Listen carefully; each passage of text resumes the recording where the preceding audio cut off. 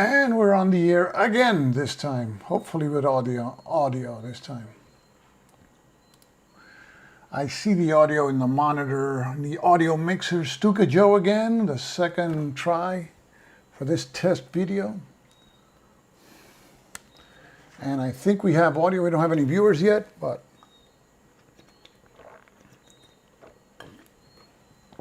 check 1, 2. Testing the cameras around. Okay.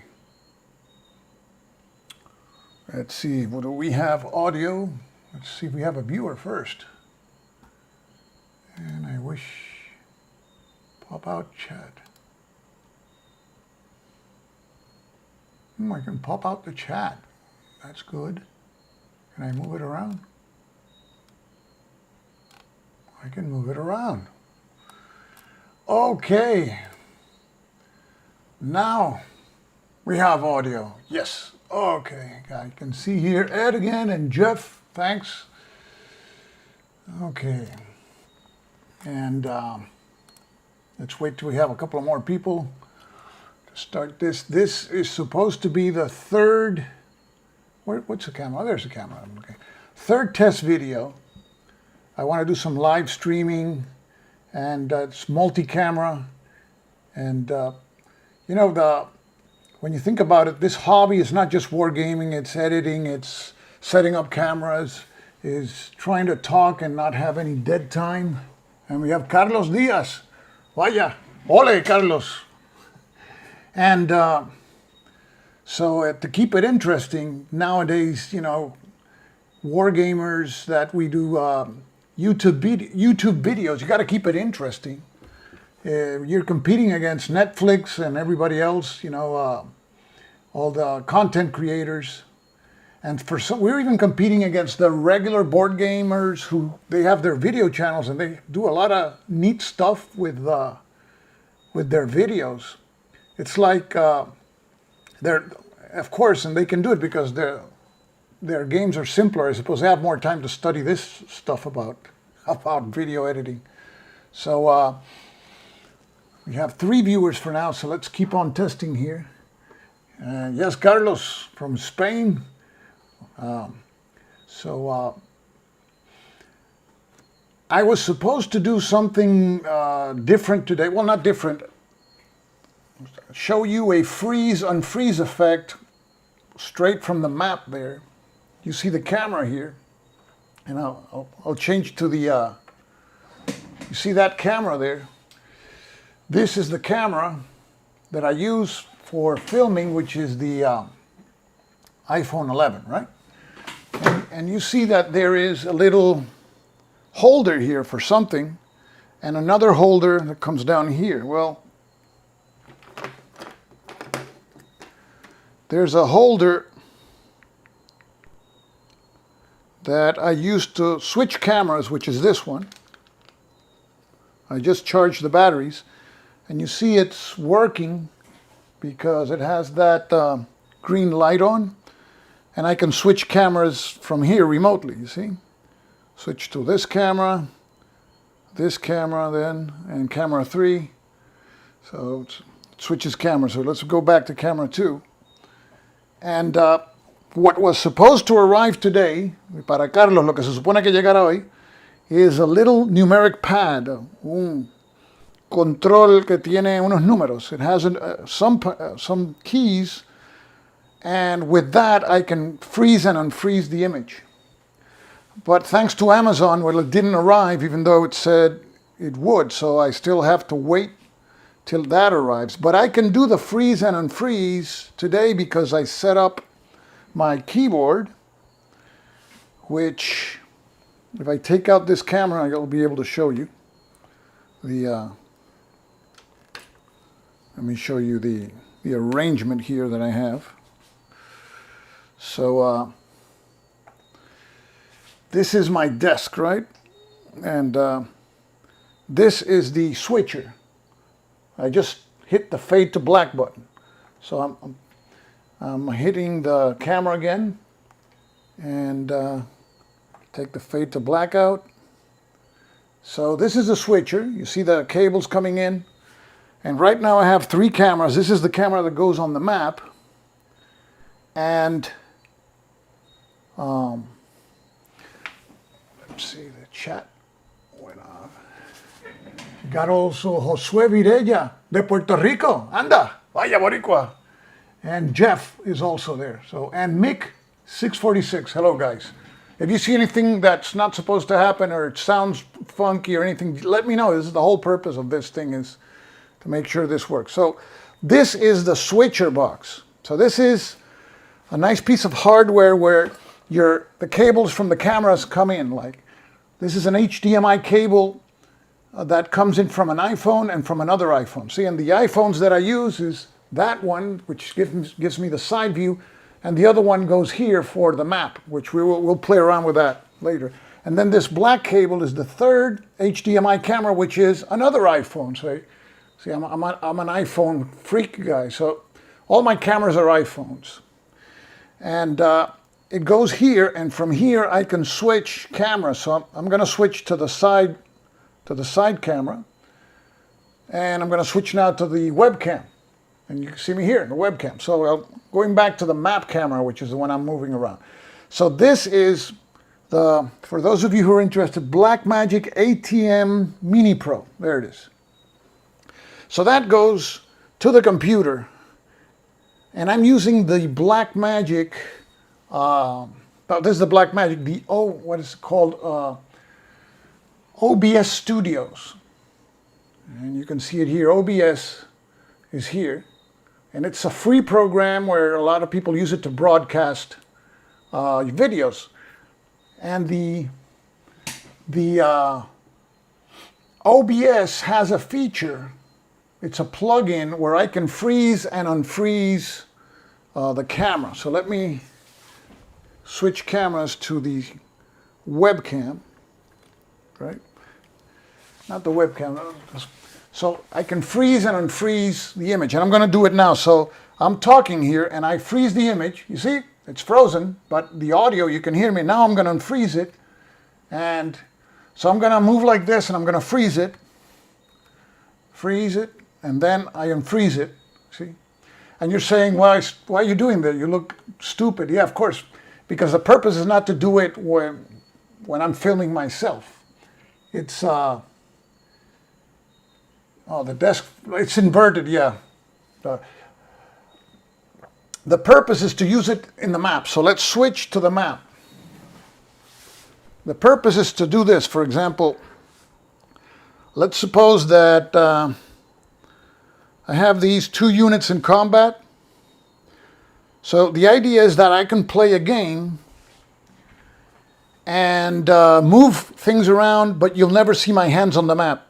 Like now, if I want to move, let's see, these guys here, well, I have to put my hands there. But there's another way of moving them. So I freeze the camera there. And then right now I'm moving them with my hands, but you can't see it.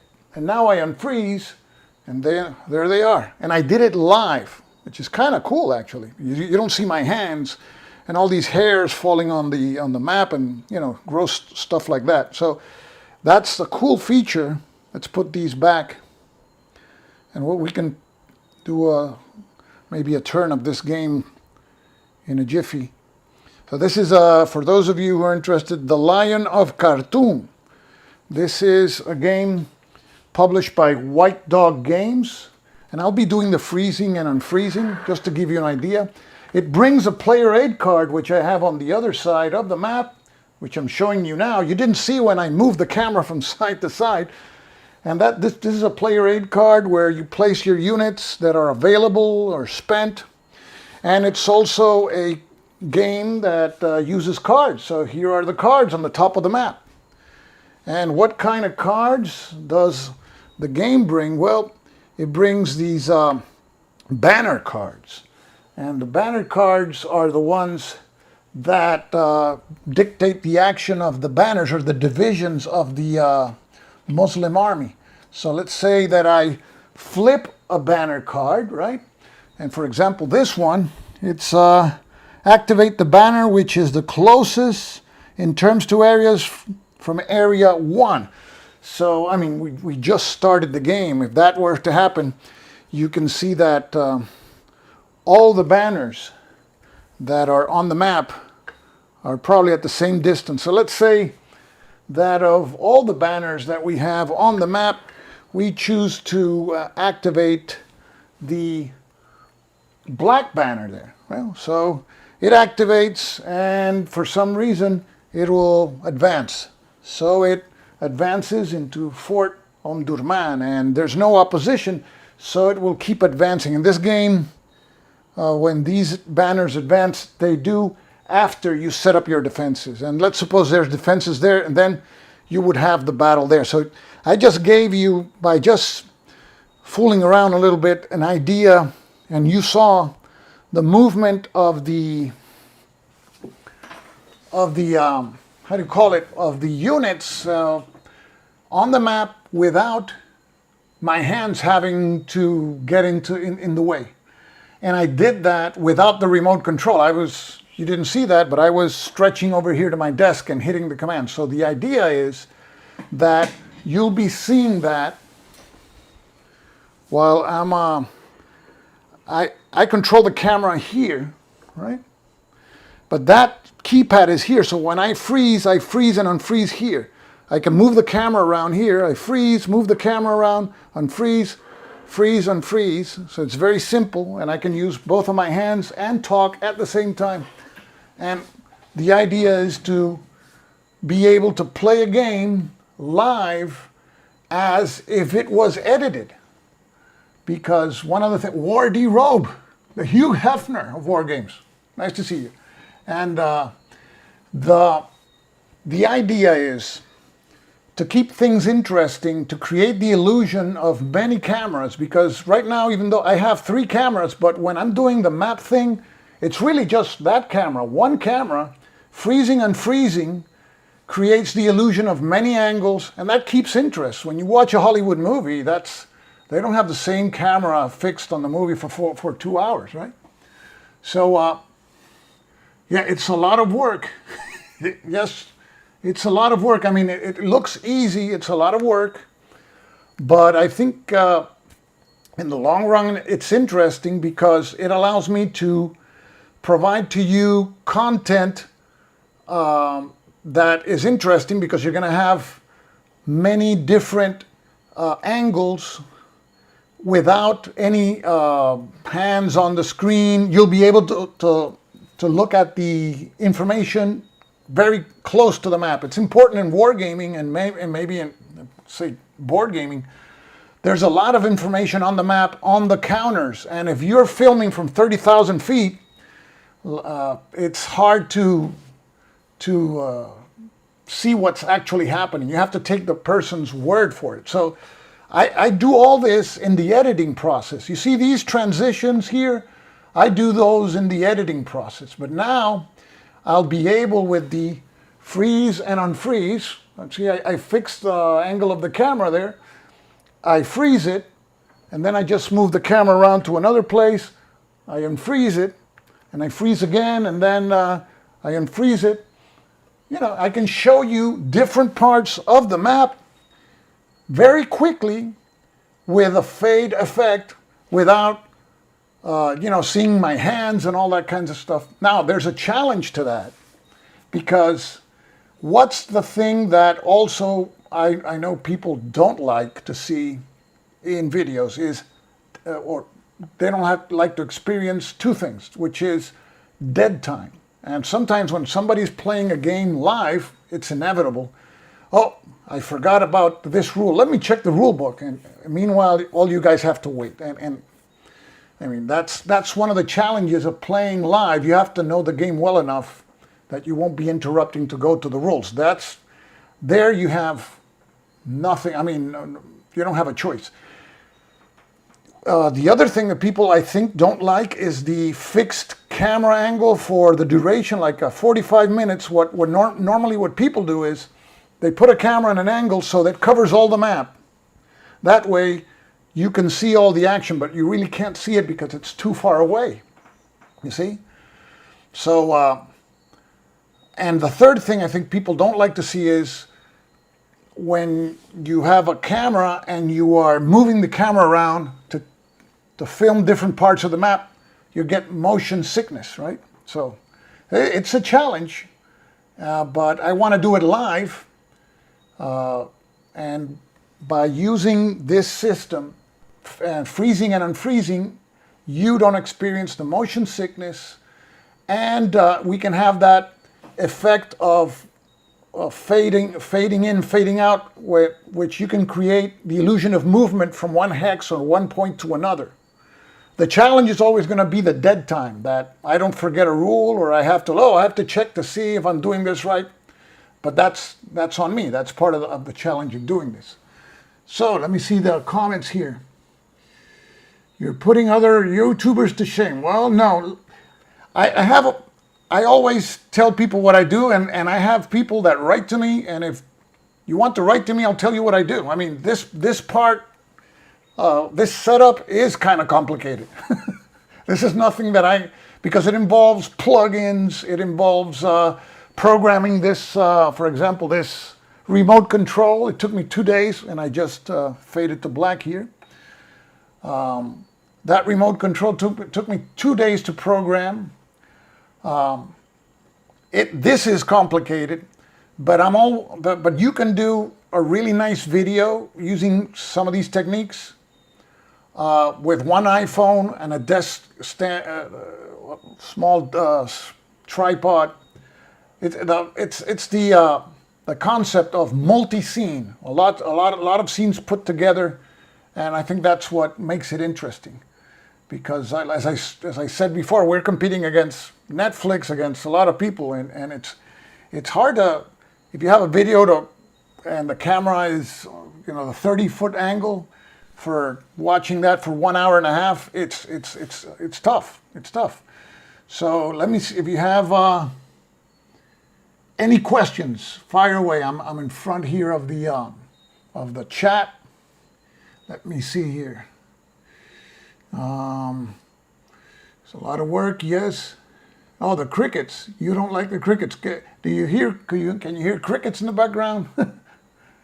We have little frog-like creatures that make sounds like crickets. Those I can't help it. That's, I think, yeah, I can hear them, so probably you can hear them too. So let me see here. So. And for those of you who are wondering, I use iPhones, and Filmic Pro is the app that I use that gives out a clear HDMI signal. So Filmic Pro, I think, costs $15. The paid app, which I recommend that you use. But the good thing is, you connect that iPhone to an adapter, then you connect the HDMI cable, and you're set to go. It gives out a clean HDMI signal. Oh, the mic is. Okay, the mic. The mic is it's a Rode mic, what I'm using. So the mic is pretty good, I can't complain. And I have it on me. So you see here, the mic is a Rode microphone, and I have a lapel here on my shirt. So, and it's a wireless mic, so I can walk around the studio. And then the mic comes here. Let's see, this is the receiver, and it goes into a mic here, a mic jack. This thing can receive 4 HDMI inputs. Right now I have connected 3, and 2 audio inputs, which is kind of cool. And then you have an output for the TV, for your monitor, another one for the computer. And this is a LAN cable and power, so it's very simple to use, and I like it very much. So let me put this back where it belongs. Okay. Let me see. Yeah. So let's see if we can play a turn of that game. Using the freeze effect. Let's go to the table. And here I have the camera. I'm going to move it just give you an idea. Oh, let me show you this. This can help also. I like to do player aids for the games, and I did these. These are what I call, well, player aids. This one is the special rules for turn 1, and then I have, these are sequence of play cards which you place in order, A, B, C, D. And this other card that I have here is the a summary of the actions that you can take in the game. So I'll be placing these here on the table. We'll be flipping the sequence of play cards, and the first thing we'll do is that we will be taking a look at the special rules for turn 1. Turn 1 has some special rules, and I'll be going through those now. But let me show you first the situation on the map so that you have an idea what this game is about. And I just move the camera over to the map. And here we have the map. So this is, if you are familiar with the States of Siege games, this is very similar to the States of Siege games, where if the opponent, which is artificially controlled by, it's an artificial intelligence system, it is, if it reaches the center spot, which is the governor's palace, well, you have lost the game. And in this particular game, you have forces, dervish forces of the Mahdi, and you probably have seen that movie, that is Khartoum, with Charlton Heston and Laurence Olivier. So the Mahdist forces come from 4 directions, and you have, for example, the black banner coming from the northwest direction, and then you have the south banner, which is coming from the southwest. And then you have, from the southeast, you have the green banner. And from the east, you have the red banner. So those are the divisions of the Mahdist forces that all will be trying to converge on the governor's palace that you see there. So there's a sequence of play, which we'll take a look at now. And we'll use the sequence of play cards that we have here for that purpose. So see, the first phase is the events phase that you see there. And let me move the camera up here. The events phase. Here, you skip during turn 1 the events phase, and we got some bad glare there. Sorry about that. Okay, and you draw the top event card, and in this game, the event cards are the ones that have the picture of Chinese Gordon there. So you would draw the top event card, and here you would implement the event, and then you get the number of action points that is listed on the top left corner of the card. And this particular card, you have to roll a die, and you may receive 2, 3, or 4 action points, right? But in this particular situation, which is game turn number 1, this particular phase is skipped entirely. So let's proceed to take a look at the next phase, right? So we flip the next card, and the next phase that we will see is the friendly action phase. And here is where you conduct your actions, and you spend action points. And this game has a particularity. Those are the actions that you can undertake, like increase fortification, city morale, increase resources, but each of those cost 1 action point, and if you're going to take more of 1, 2, or 3 of those, let's say you have 3 action points, you have to conduct them in the order listed there. So let's say that you want to increase fortifications and build or repair gunboats. You have to increase fortifications first and then repair your gunboats. So that's the friendly action phase. After that, what you have is the banners activation phase. And here is where you draw one of the cards here from the top of the banners deck, and you implement the event. So let's say we take the top card there and we draw it, and this card is if turn number 9 to 12, then you do what it says there and you follow the instructions, and that's going to activate a banner, and then the banners will start moving, and they'll start moving towards the center of the board, and you better have a force in their path, otherwise they can move straight directly to the governor's palace. So it's not that they just move one space, they continue moving until they encounter anything. So that's the banner activation phase. And then after that, the next phase that we have, oops, sorry about that, just hit the camera. And the last one in the turn is the cleanup phase. So here you just remove certain markers there, and it's all listed there. So that's the sequence of play explained very shortly. Let me take a look at the comments now. Okay. I use the lights. Yes. Yeah, the lights, the glare is a problem in some occasions, but depending on how you place the lights, that helps, sure. So, let me see one thing here.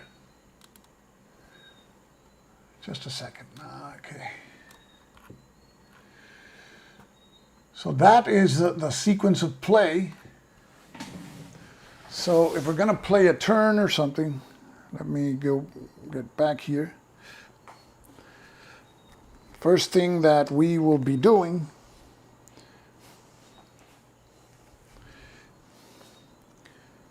is the events phase, but you skip that in turn one. And the next phase would be the friendly action phase. But in turn one, there's some special rules that affect the friendly action phase. So let's place that card on top there. No event or banner activation during turn one, and we have 3 action points and 8 resource points that are received. And let's record those. We record the action points here in this track here, so we'll place it there. And the resource points, there is this display that we have where you have resource points and also your units. Here, let's take a look at the units before we start doing anything. See, we have combat units, and these are the units that you can see here. We have Egyptian, Sudanese, and Bashi Basouks. And they have different ratings, and the ratings are not movement, defense, and attack, defense, and movement. The rating to the left is the positive die roll modifier that the unit applies in raids. Raids is a special action you can undertake where you send one of your units to disrupt one of the maddest banners. The number in the middle is the positive modifier the unit contributes in a sortie. A sortie is another special action where you send several of your units to cause more havoc on the maddest forces. And the number 2 is the positive modifier that the number to the right. In the case of the Egyptians, it's the number 2. A positive modifier you add when you are in defense. And in this game, the higher the result, the number plus the modifier, the better it is for you.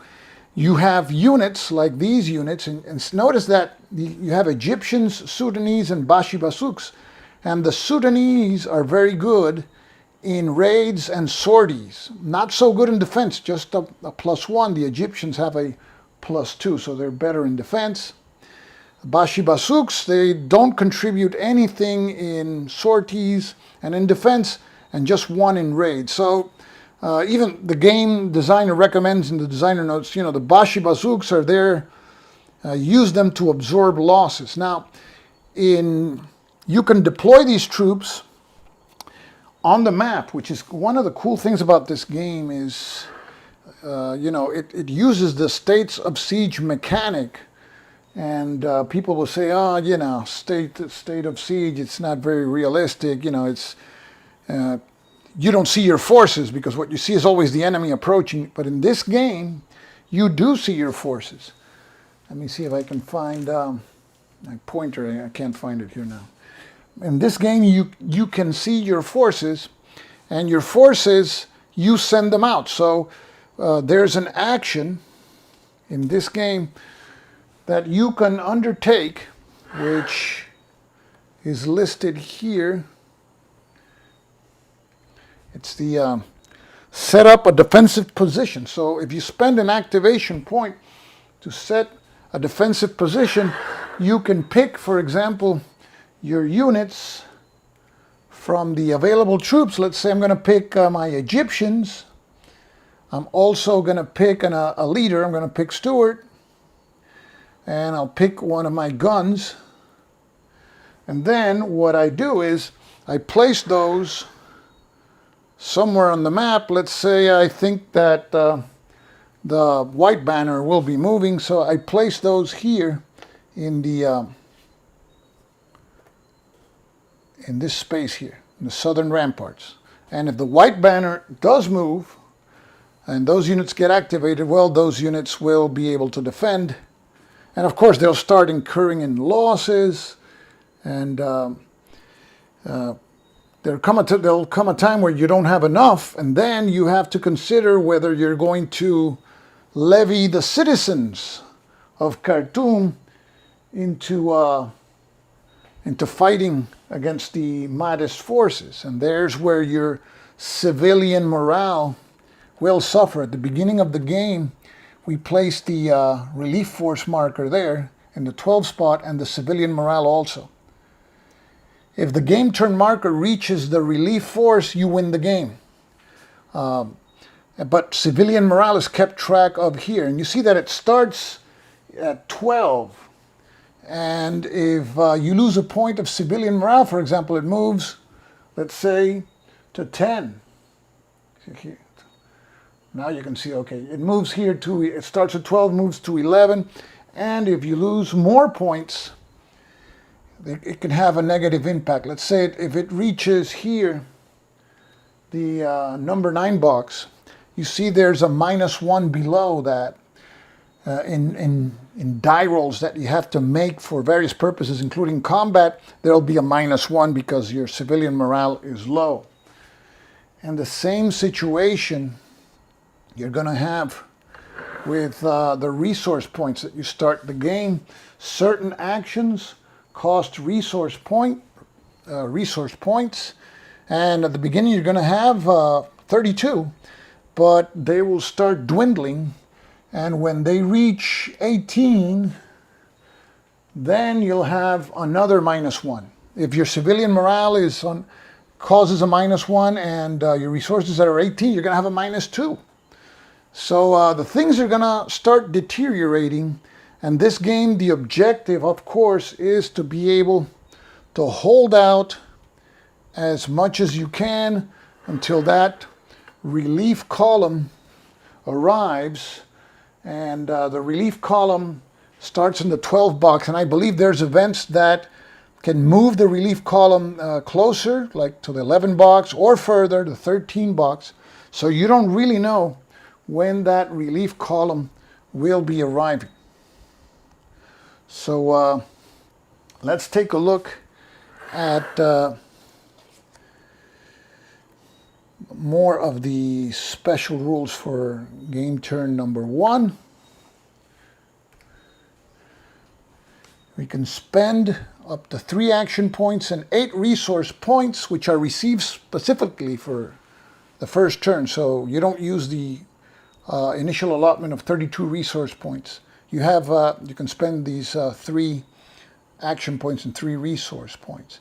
And you can only perform certain actions during the first turn. Increase fortification, increase sieging morale, build repair gunboats, or create levies. Levies is citizens that are drafted into the army. And that's, for each one of those, you're going to lose a morale point. So you don't want to start the game with that probably.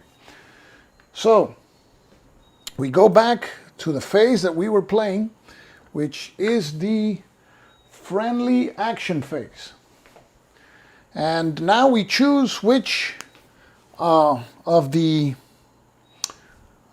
actions we're going to take. We have 3 action points, so we're going to increase the fortification level of 1 or more areas. And just to show you what that means, I have this other player aid card here. Let me place it in a place where there's no glare. And you see in this player aid card, we can improve fortifications by 1. It will cost us 1 resource point, and we can spend up to 4 resource points. So we're going to do that right now. So let's say that we have, for example, here we see the path of the black banner. We see Fort Omdurman, which is the number 5 box. So each of the spaces in this game has a particular defense value, as shown here on the map key. And you see here, for example, regular spaces, the round spaces or open spaces, have a modifier of 0 in defense. And if you fortify it, you can fortify it to a maximum of 1. So we can place a fortification marker, but it will increase the defense to 1. The square spaces have a certain degree of defense. They provide a +1 on defense, and you can increase it to 2. And the forts, which are the double lines, have a 2 in defense, and you can increase to 3. So we're going to spend 1 of our resource points to place a fortification marker. There we go. In Fort Omdurman, and increase its fortification there from 2. We increase it to 3 by placing that fortification. So, and we can fortify, we can spend up to 4 resource points. Each increase in fortification will spend a resource point. So on that black banner's track, that's what we will be doing. Let's see where else can we beef up the defenses. See, here in the red banner space, let me see if I can find my pointer, which will make my life a little easier. Just a second. See, and this is what I was talking to you about, dead time, which you want to try to avoid. I wonder where I put that pointer. Right now I can't find it. So I'm going to have to use something else. And okay, we'll use this pen here. So here we see the red banner, and you see that it advances. It has an open space here. Do we want to fortify that space, which doesn't provide any defensive modifier? It would just be the +1. There's another open space here in the number 4 spot. And then we have the North Fort, and I think we're going to fortify the North Fort. So we place another fortification marker, our second, there in the North Fort, just in case the red banner is activated. And let's take a look now at the green banner space. It starts there with the 6 space, moving to the 5.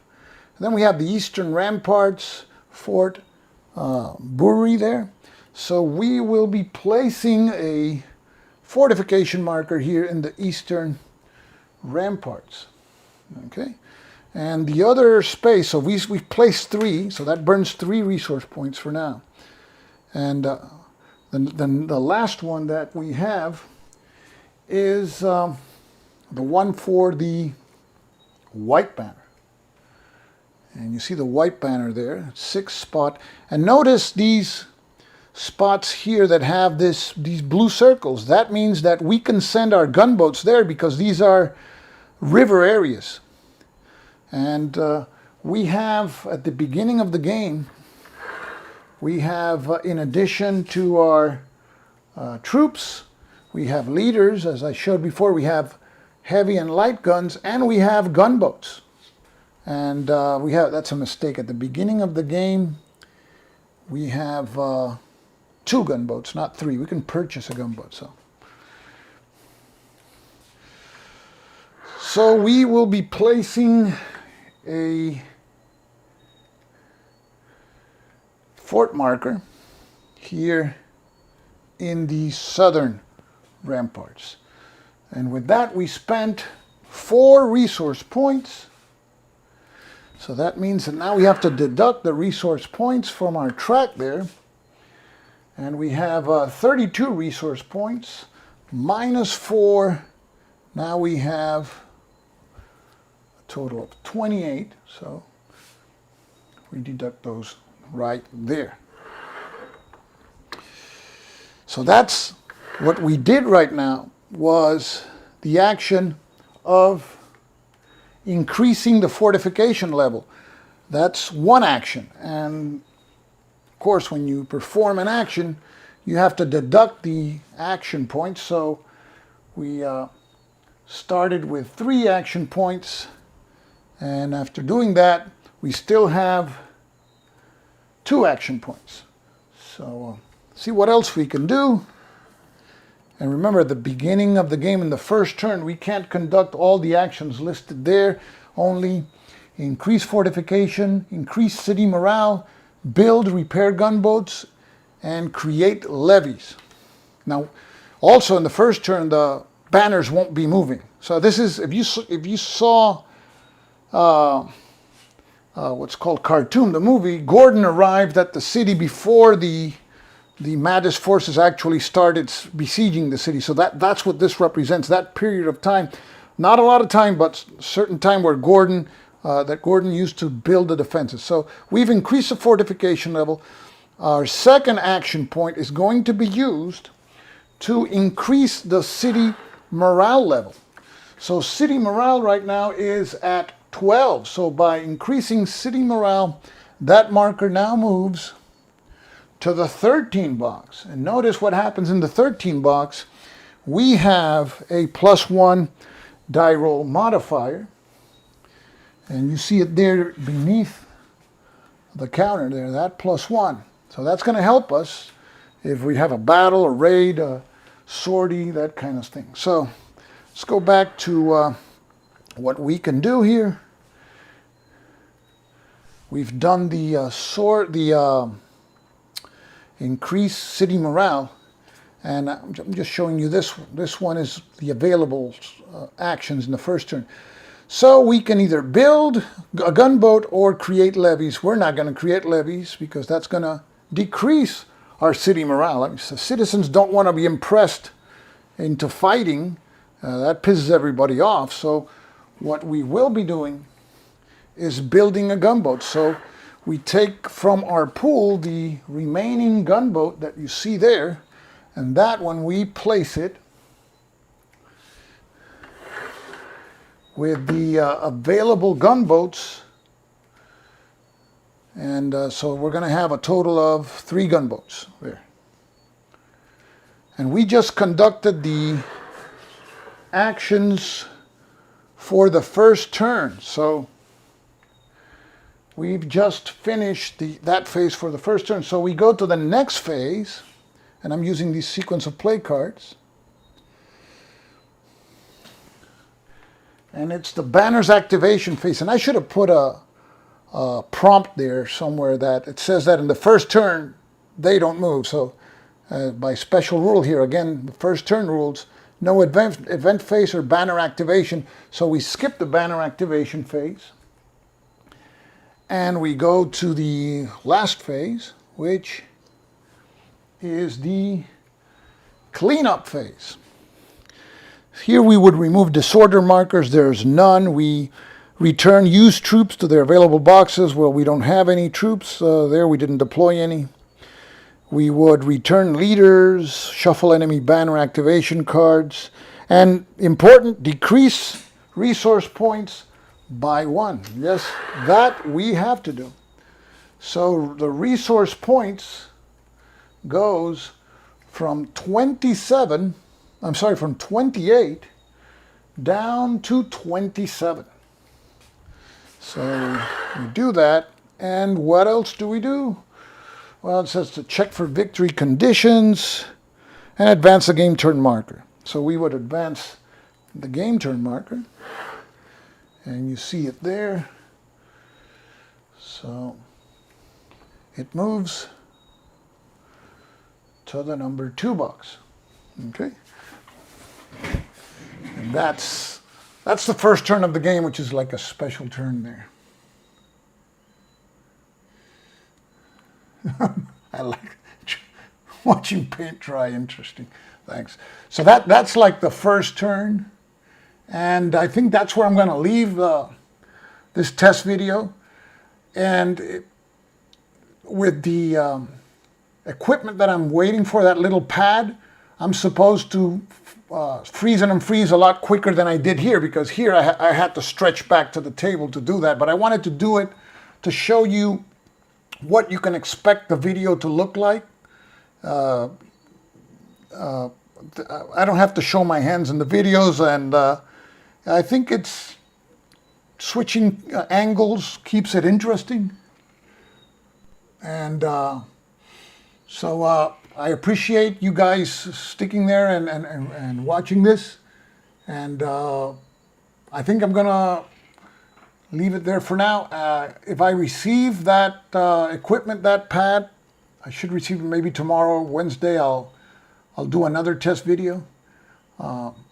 So I thank you guys. The other thing is I'm going to be doing test videos until I have this thing up and running. The live chat, right now I have it on the computer. I'm looking for ways to being able to set up something there near the map where I can see what you guys are saying. To keep it interesting also, so the viewers can participate. So thank you, Ed. And so this is what I've been spending my time lately, is putting this stuff together. And I hope that you enjoy it. I'm going to start doing videos, live playthrough videos, like with games like these. It's not that I love simple games. I like more involved games, but I want to get the hang of doing this, switching, so it becomes second nature before I tackle a more complex game.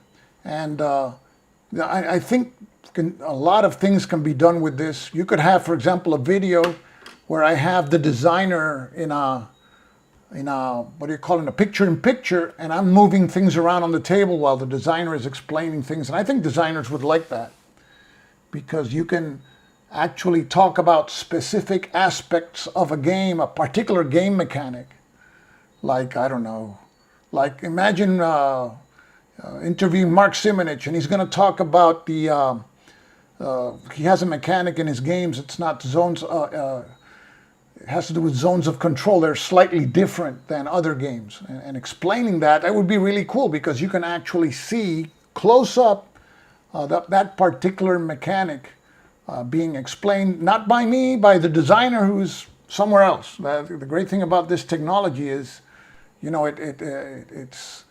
it's everything looks crisp and clear. Now, do I have a list of games that you are planning? Well, I have a bunch of games. They're mostly, I have magazine games lined up. I have some from Hollandspiel, some from White Dog Games. Nothing very complex, because I want to be able to practice doing this until it's a lot simpler to do. And the whole idea is for you guys to enjoy it. I really respect your time, and I'd rather do a short video that's interesting than a long one that you're falling asleep. So zone of control bonds, exactly. That's the concept. So I think that there's for videos, and you guys, if you have ideas, there's a lot of things that we can do that we're not exploiting the format.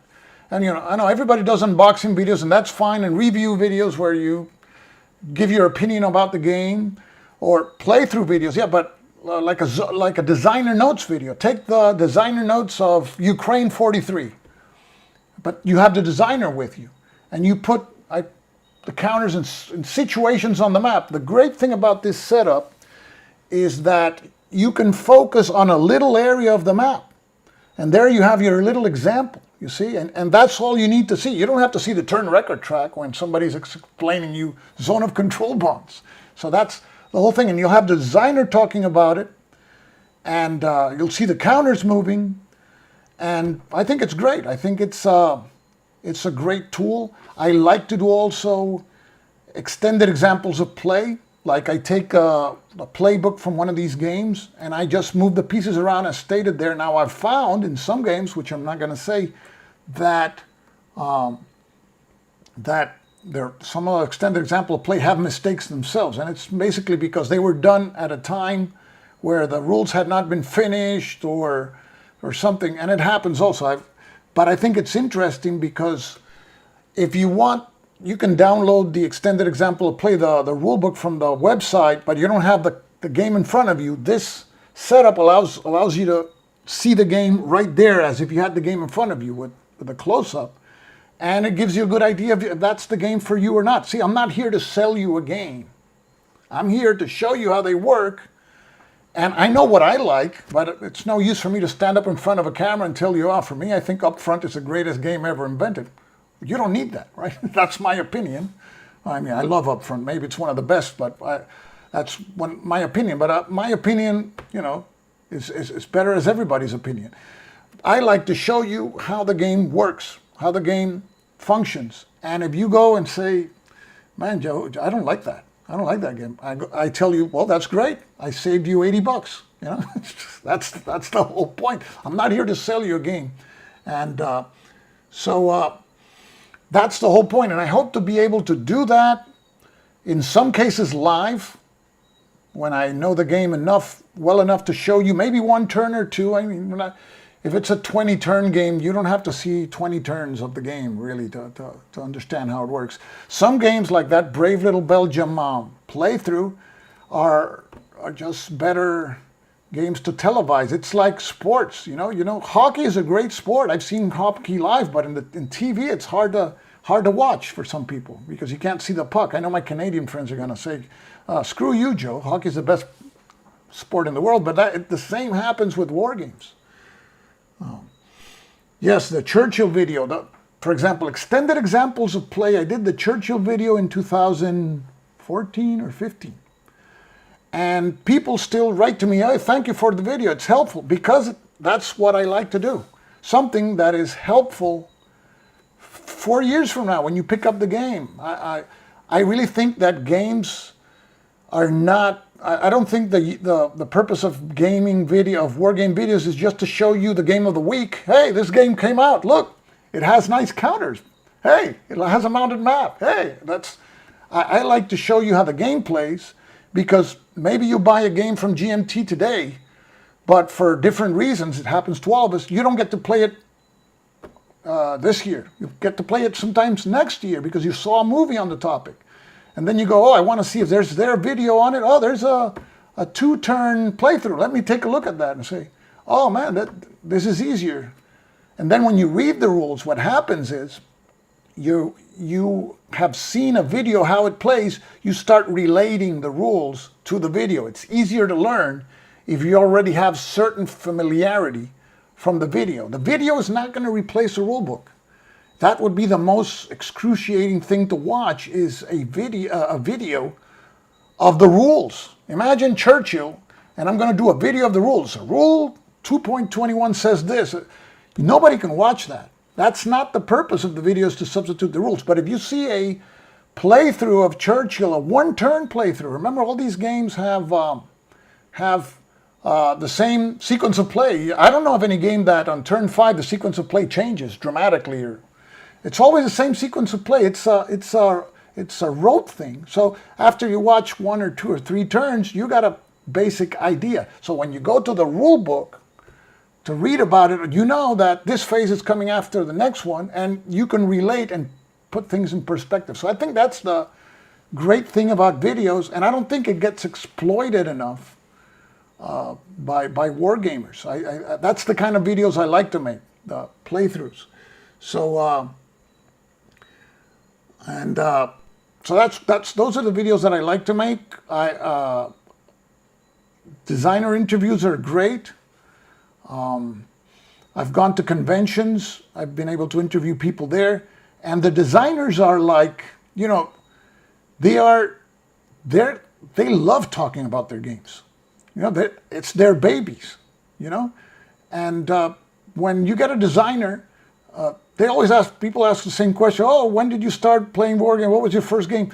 I like to get a little bit more in detail. Like if Gregory Smith, when he comes out with that World War I ace game, let's talk about certain mechanics in the game and how it got there. Because sometimes I know that the design of a game takes a lot of time, a lot of trial and error, and some mechanics are new in games. Most games use same mechanics, and these interview videos can be very interesting and see what prompted the designer to do the game like he did it. Remember, a game is really like the designer's recreation of the event. Like if you read a book by a historian, that's his interpretation of what happened. Well, the designers interpreted what happened by making the game like he did. Why do you ask him? You can ask, why do you have rigid zones of control here for these units, and these units have and stuff like that. And they'll be able to tell you the history that prompted him to make the game like it is. So that's something I think should be exploited.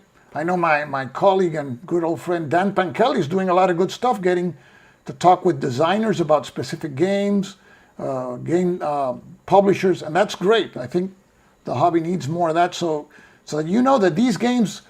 See, we live in a time where a ton of games comes out, a lot of games come out, and we tend to take for granted this. There was a time in the 70s where it was Africa Core, and you were awaiting the release of Stalingrad from Avalon Hill, which had the same identical, practically, combat result table and the same rules. And that's all you had that year from Avalon Hill. SPI was more innovative, I believe, but now we see innovation all over the place. So Manuel, I get H-Mount, the BellotaCon videos are helpful too. Yes. Oh, and I want to announce that the BellotaCon this year was the regular convention was is not going to take place. The one in Badajoz, it's going to be a virtual convention, and I've been I'm going to participate there. I'm going to be presenting making two presentations. One is on filming wargaming videos, and I'm going to show the equipment that I use, and I'm going to show different techniques of how to do it, and going into more details like what equipment I use. I use the iPhone, but what do I do? How do I film them? Pre-editing, editing, stuff like that. It's mostly geared for people who want to start doing this and you don't want to break the bank, and it's not expensive. You can start on a low budget, but there's certain things that you want to take into consideration, like good lighting and good sound. And I'm going to talk about how I do my videos, how I started doing things, how I do them now with that 3-slider system back there. So I'm looking forward to that. And the other presentation I'll be making is about the CDG solo method, which allows you to play card-driven games solo to the best of your ability. And while playing one side, you'll have knowledge of certain cards of that side, and certain cards of the other side. So you don't have full knowledge of what you will be able to do while playing one side and how the other side can react. And that kind of mimics the dynamics that you have in a face-to-face CDG, where you only know your cards and you don't know the cards of the opponent. So I'll be talking about the CDG solo method, and I'll be switching from here to the table like I'm doing today to show how the mechanics work, and I'll be taking questions from people. And I promised Sergio Alama, who is the organizer, that I'm going to record it. So I have to find a way how to record it, and I'm going to put it on my channel. And those two presentations, and I promise that I'm going to do them bilingual. That is, I'll be talking, saying something in Spanish and then saying it in English. So my English speaking audience, as well as my Spanish speaking audience, can understand. So that's going to be my participation in the Bellota Con. So I'll be pushing some cardboard here and testing this system. Hopefully, and I thank every one of you. We got 21 viewers here. Julius Fairfax, Matt, yes. Julius Fairfax, Juan Luis is his name. He's a great guy. He does reviews, very thorough reviews.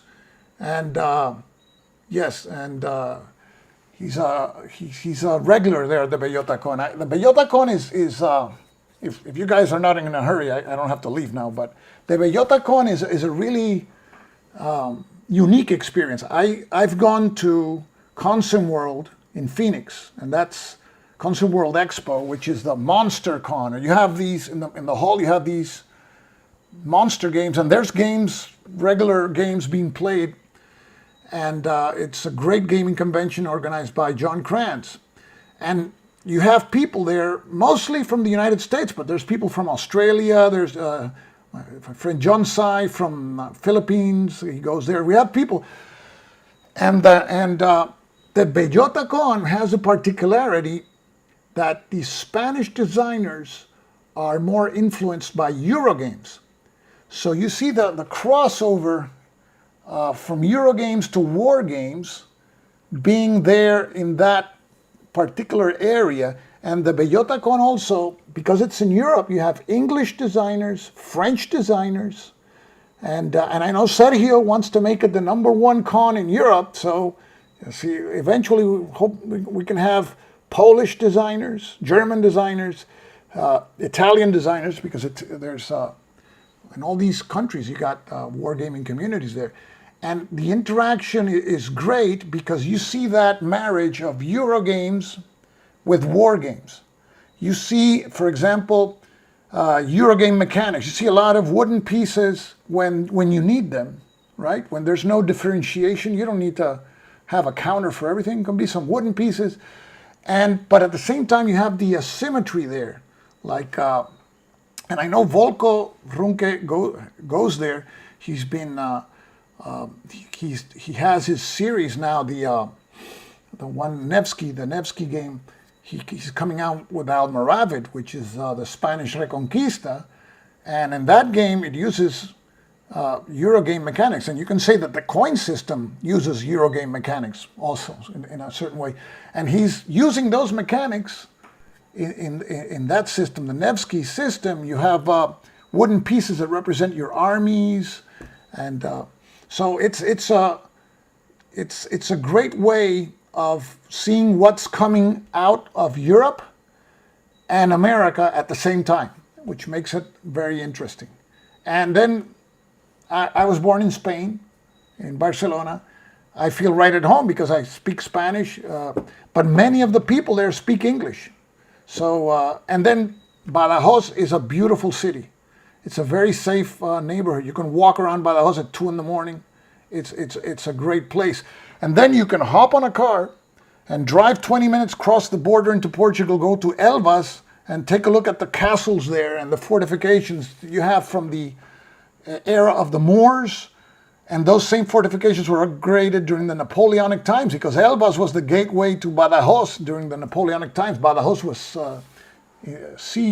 besieged, I think, twice during the Napoleonic War. So you are in a place which is full of history that is very ancient. In the United States, the American Revolution was in the 1700s, right? We're talking about the 700s in Spain. So you can imagine all the history that you have over there. So I always like to encourage my English-speaking viewers that they can one day make the arrangement and go to the Bellota Con. You're going to have a great experience. It's 2 a.m. dinner time in Spain. Yeah, the Spanish eat very late, but it's great. So I'm gonna be leaving now. Thanks for watching this unannounced test video, and I'll probably do one when I receive that piece of equipment that I'm still missing. If I receive it tomorrow, it'll be tomorrow. If not, Wednesday or whatever Amazon cares to bring it to me. So thanks all you guys for watching, sticking around, and this is Stuka Joe signing off for now. So guys, take care.